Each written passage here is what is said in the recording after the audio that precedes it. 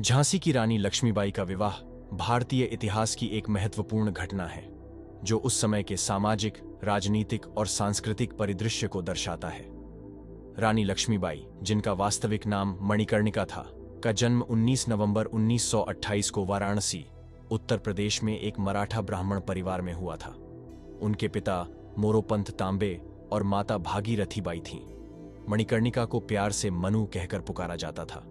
वे बचपन से ही बहुत साहसी और निर्भीक थीं और उनका व्यक्तित्व आगे चलकर झांसी की रानी के रूप में प्रकट हुआ।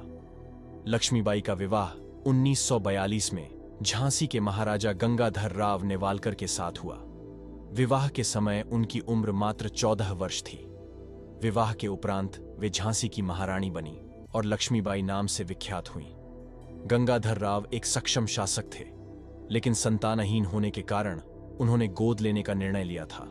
उनके विवाह का उद्देश्य न केवल राजवंश की निरंतरता को बनाए रखना था, बल्कि झांसी को एक मजबूत और सुदृढ़ शासन प्रदान करना भी था। इस विवाह ने लक्ष्मीबाई को रानी का दर्जा दिलाया और उनके जीवन में एक नए अध्याय की शुरुआत हुई। रानी लक्ष्मीबाई ने न केवल अपने पति का साथ दिया, बल्कि झांसी की जनता के कल्याण के लिए भी कार्य किए।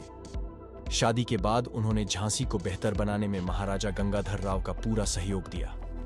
लक्ष्मीबाई का विवाह उस समय की राजसी परंपराओं और सामाजिक प्रथाओं का एक प्रतिबिंब था। विवाह के बाद उन्होंने अपने राज्य को संभालने के लिए शस्त्रों का भी अभ्यास किया और स्वयं को युद्ध कला में निपुण बनाया। वे घुड़सवारी, तलवारबाजी और निशानेबाजी में माहिर हो गए। इस प्रकार लक्ष्मीबाई का विवाह न केवल उनके जीवन का एक महत्वपूर्ण मोड़ था, बल्कि भारतीय इतिहास में भी इस विवाह का एक विशिष्ट स्थान है। उनके पति की मृत्यु के बाद उन्होंने झांसी की रक्षा के लिए जो साहसिक कदम उठाए, वे भारतीय स्वतंत्रता संग्राम में उनकी भूमिका को अमर बना गए।